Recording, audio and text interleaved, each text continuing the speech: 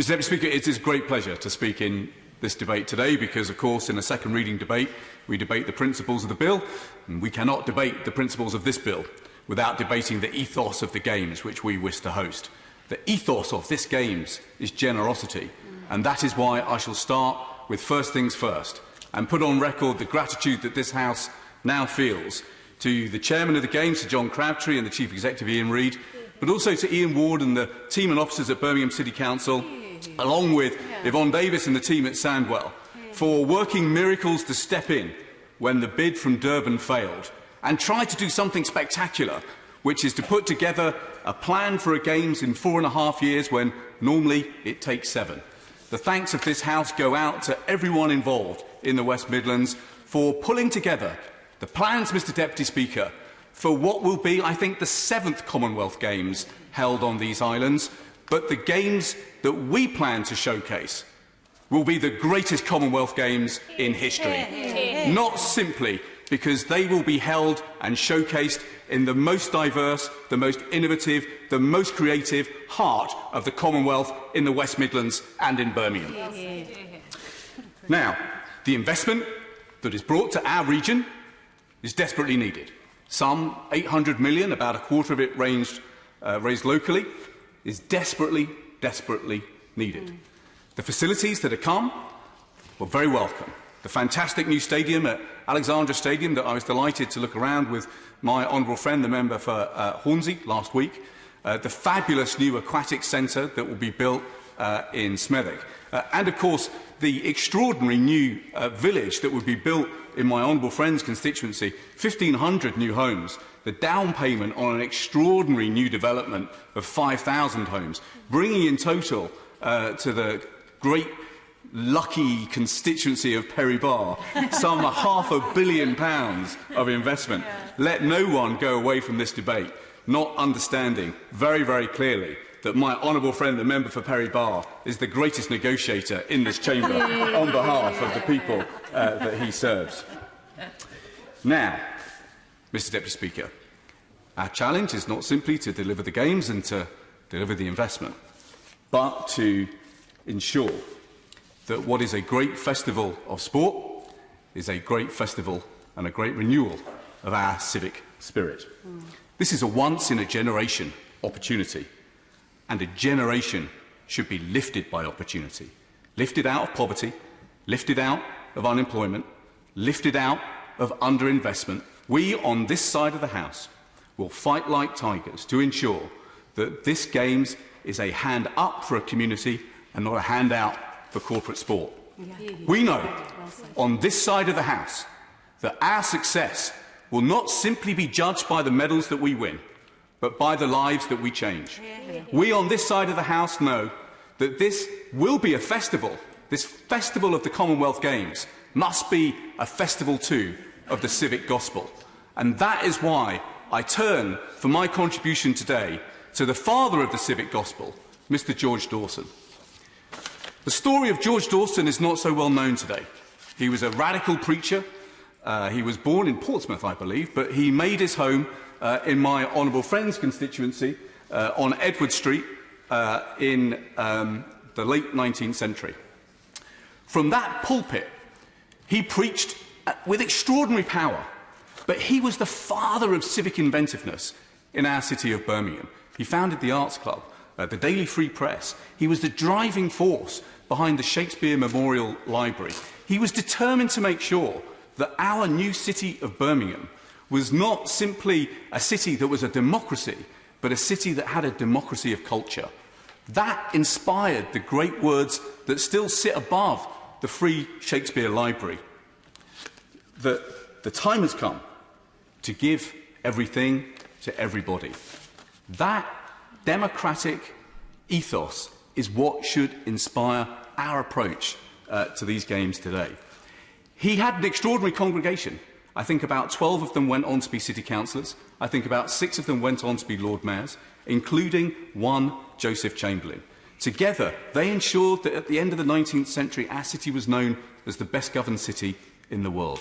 That's the ethos that should shape our approach to the bill that the Minister is introducing today. So, with that in mind, what would George Dawson say about the bill that the Minister has presented to us this afternoon? Well, the first thing he would say is that the Games should be built in a way that was genuinely inclusive. That is why my honourable friend says that we will move amendments that put on the face of this bill a determination to ensure the Commonwealth Games is an accredited living wage employer. Why is that important to us? It's important to us, Mr Deputy Speaker, because across our region, 571,000 people are paid less than what they need to live on. That is 1 in 4 workers in our region, yet only 1 in 1,000 businesses in our region is actually accredited as a living wage employer. That's why we're determined to make sure that our region is the first living wage region in the country. And that's why we want to see the Commonwealth Games lead the way. I hope the Minister will agree with this amendment and not seek to have it voted down by his benches. I hope that the Minister himself gets a chance to discuss this with our fabulous General Secretary of the TUC in the Midlands, Mr Lee Barron, who is bringing together a Commonwealth collective to argue the case for a much stronger social charter, but accreditation of the living wage is absolutely front and centre of our demands. Second, I hope the Government will bring forward a report that helps ensure and show us how in the village we are delivering at least 471 homes for social rent.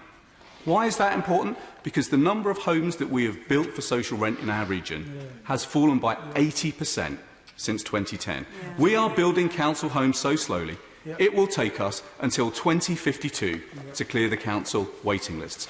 That's why I hope when the Minister comes to Birmingham, he will meet with Saeed Haque and the team at Citizens UK, who have been defining some of the demands that we have to make sure that the village that we built on the Games site is genuinely a village of homes that everyone can actually afford. The third thing I think George Dawson would have asked for in this debate is to quiz the Minister on how we make sure the Commonwealth Games genuinely creates a new foundation for disability sports. We are so proud that the Commonwealth Games is coming to Birmingham, but we are also proud of the Royal College of Defence Medicine, which sits just 7 miles south of the Alexander Stadium.